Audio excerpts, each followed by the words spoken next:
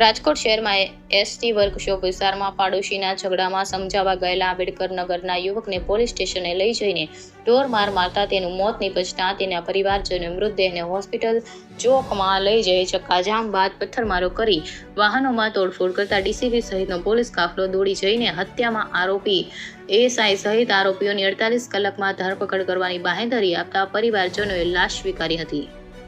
Police સૂત્રોના જણાવ્યા મુજબ આંબેડકર નગરમાં રહેતા ગીતાબેન હમીરભાઈ રાઠોડ ઉર્ફે ગોપાલભાઈએ ફરિયાદ કરી હતી, જેમાં 14 તારીખના રોજ રાત્રિના તેની બાજુમાં ખોડિયાર નગરમાં રહેતા રાજુભાઈ સોલંકી અને તેના પુત્ર જયેશને પાડોશી સાથે માથાકૂટ થતા જયેશ તેના ઘરે આવીને પાડોશીએ પોલીસ બોલાવી હોવાનું જણાવ્યું હતું અને તેને સમજાવવા માટે ઘેર આવ્યો હતો, જેથી તેના પતિ હમીરભાઈ તેની સાથે ગયા હતા। ત્યારબાદ તેના પુત્ર અરમાને ઘરે આવીને વાત કરી હતી કે પપ્પાને માર મારી પોલીસ ગાડીમાં લઈ ગઈ છે, જેથી હમીરભાઈની માતા કેશુબેન સહિતનાઓ માલવિયાનગર પોલીસ સ્ટેશન ખાતે ગયા હતા અને ત્યારબાદ તેને રાત્રે પાડોશી નાનજીભાઈ તેના એક્ટિવામાં બેસાડી ઘરે લઈ આવ્યા હતા અને સૂઈ ગયા બાદ સવારે બેભાન થઈ જતા તેને સારવાર માટે હોસ્પિટલ ખસેડવામાં આવ્યા હતા। જે બનાવને પગલે ડીસીપી સુધીર કુમાર દેસાઈએ તપાસના આદેશ કરતા પાડોશી વચ્ચે માથાકૂટના મામલે મૃતક હમીરભાઈ સમાધાન માટે વચ્ચે આવીને પોલીસ સાથે માથાકૂટ થઈ હતી, જે મામલે માલવિયાનગર પોલીસે તેની અટકાયત કરી હોવાનું પ્રાથમિક તપાસમાં બહાર આવતા પીઆઈ દેસાઈએ અજાણ્યા શખ્સો સામે હત્યાની કોશિશ સહિતનો ગુનો નોંધી તપાસ હાથ ધરી હતી। દરમિયાન હમીરભાઈનું સારવાર દરમિયાન મોત નીપજતા પોલીસે મોતનું કારણ જાણવા ફોરેન્સિક પોસ્ટમોર્ટમ કરાવી કાર્યવાહી કરતા પરિવારે જ્યાં સુધી આરોપીની ધરપકડ નહીં કરો ત્યાં સુધી મૃતદેહ સ્વીકારવાનો ઇનકાર કરી મૃતદેહને હોસ્પિટલ ચોકમાં આવેલ બાબા આંબેડકરના સ્ટેચ્યુ પાસે લઈ જઈ પોલીસ હાય હાયના નારા લગાવ્યા હતા, તેમજ વાહનોને રોકીને ચક્કાજામ કરતા પોલીસે એએસઆઈ અશ્વિન કાનગડ સહિતના આરોપીઓને પકડી લેવા બાંહેધરી આપતા પરિવારે લાશ સ્વીકારી હતી। રિપોર્ટર ભરત ભરવાડ સાથે રોહિત ભોજાણી, રાજકોટ।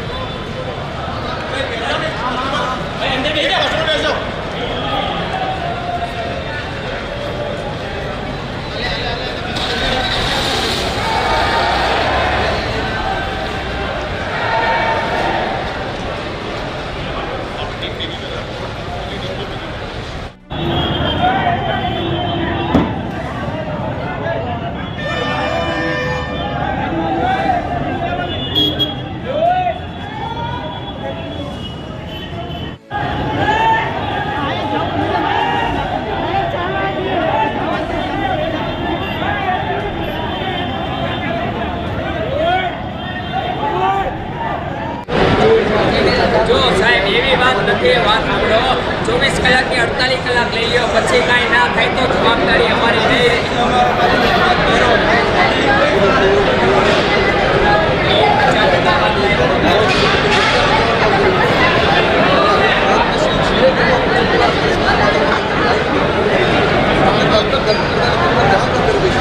તપાસ की अधिकारी पास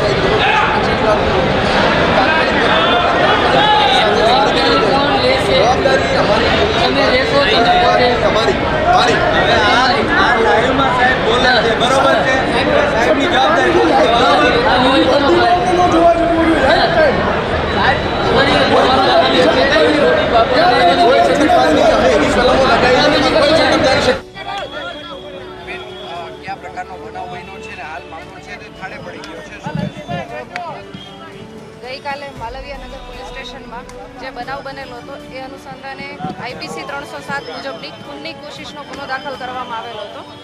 એની તપાસ છે એ એસીપી સાઉથ ડિવિઝન કરી રહ્યા છે હાલ, અને જે એનો પરિવાર જે તે વ્યક્તિ છે જેને ઈજા થઈ હતી એમનું મૃત્યુ થતાં આમાં કલમ ઉમેરો કરવામાં આવ્યો છે, હત્યાનો ગુનો દાખલ કરવામાં આવેલો છે અને સાથે સાથે એટ્રોસિટીની કલમો પણ આમાં ઉમેરવામાં આવી છે। એ બાબતે કોર્ટને રિપોર્ટ કરી દેવામાં આવ્યો છે અને જે મરણ જનાર છે એમના પરિવારના જે પણ એમની રજૂઆતો હતી એ તમામ ધ્યાને લઈ અને ગુનો દાખલ કરી કલમનો ઉમેરો કરી અને આરોપીઓને સત્વરે પકડવા માટે રાજકોટ શહેર પોલીસની ટીમ કાર્યરત ખાસ છે. કરીને પરિવારજનો દ્વારા કોઈ પોલીસ કર્મચારીઓના નામ આપવામાં આવ્યા હતા, કોઈને નામજોગ અત્યારે બેન રિપોર્ટ કરવામાં આવ્યો છે કે કેમ શું કહો છો? જ્યારે ગુનો દાખલ કરવામાં આવ્યો 307 મુજબનો ત્યારે કોઈના પણ નામ આપવામાં નહોતા આવ્યા કેમ કે એ લોકો ઓળખતા નહોતા.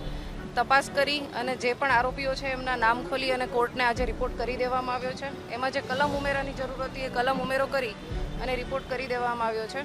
રાજકોટ શહેરની અલગ અલગ 5 થી 7 ટીમો છે, અલગ અલગ જિલ્લાઓમાં તપાસ કરી રહી છે આરોપીને પકડવા માટે. અને અમે બાંહેધરી આપી છે જે મરણ જનારના પરિવાર છે સત્વરે આરોપી પકડી અને મરણ જનારને ન્યાય મળે તેવી કાર્યવાહી કરવામાં પોલીસની પ્રાથમિક આવશે. તપાસમાં કોનો કોનો રોલ સામે આવ્યો છે? હાલ જે પણ એના વિડીયોમાં દેખાઈ રહ્યા છે એ વ્યક્તિઓ વિરુદ્ધ અમે રિપોર્ટ કર્યો છે કોર્ટને ગુનો દાખલ કરવા બાબતે. ખાસ કરીને અહીંયા કોઈ તોડફોડ કરવામાં આવી હતી કે કોઈ વાહનોમાં કે એવું કંઈ? ના, અહીંયા એ લોકોએ જે મરણ જનાર છે એની લાશ લઈ આવ્યા હતા, અહીંયા રાખી હતી અને હોસ્પિટલ ચોક પણ રાખવામાં આવેલી હતી પણ કોઈ પણ પ્રકારની તોડફોડ કરવામાં આવેલી નથી.